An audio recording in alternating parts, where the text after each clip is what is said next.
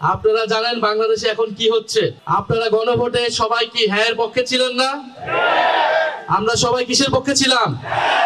আমরা হ্যাঁ পক্ষে ভোট দিয়ে গণভোটকে জয়যুক্ত করেছি। কিন্তু সেই গণভোটের গণরায়কে নিয়ে যাওয়া হচ্ছে আদালতে। গণভোটের বৈধতাকে প্রশ্ন করা হচ্ছে আদালতে। আমরা কি সেটা মানবো? মানবো না। যদি জনগণের রায়কে আদালতে নিয়ে যাওয়া হয় তাহলে আমাদেরকেও রাজপথে যেতে হবে। 94% চিনিযুক্ত অরেঞ্জ ড্রিঙ্কস না, নিন জিরো ক্যাল অরেঞ্জ ড্রিঙ্ক পাউডার। কথা খুবই পরিষ্কার। আমরা জুলাইয়ের মতো স্লোগান দিতে চাই না হাইকোর্ট না রাজপথ, কিন্তু এই স্লোগান দিতে আমাদেরকে বাধ্য করবেন না।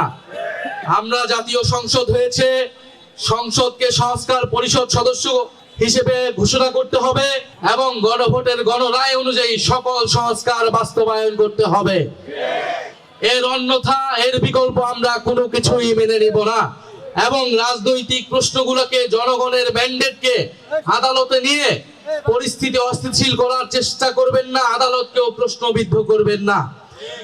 বিজ্ঞ আদালতের প্রতি আমাদের আহ্বান থাকবে, জুলাই গণ অভ্যুত্থানের হাজারো মানুষের রক্তের মধ্য দিয়ে আজকের প্রধান বিচারপতিগণ বসেছেন। ফলে এই গণ অভ্যুত্থানে কিন্তু এখনকার আদালত, এখনকার এই নির্বাচন এবং সরকার সবকিছুর বৈধতা যদি সংবিধানের দোহাই দেওয়া হয়, সংবিধান হিসেবে ইন্টারিম গভর্নমেন্টও হয় নাই, নির্বাচনও হয় নাই, তারেক রহমানের সরকারও তৈরি হয় নাই।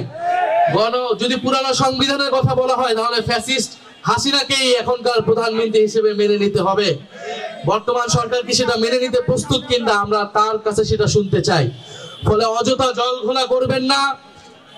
সংস্কার বাস্তবায়ন করতে হবে, বিচার বাস্তবায়ন করতে হবে। ভারতের কাছে অবিলম্বে শেখ হাসিনাকে বাংলাদেশে ফেরত পাঠানোর জন্য দাবি জানাতে হবে। শেখ হাসিনাকে ফেরত না পাঠালে ভারতের সাথে সম্পর্ক ঠিক হবে না।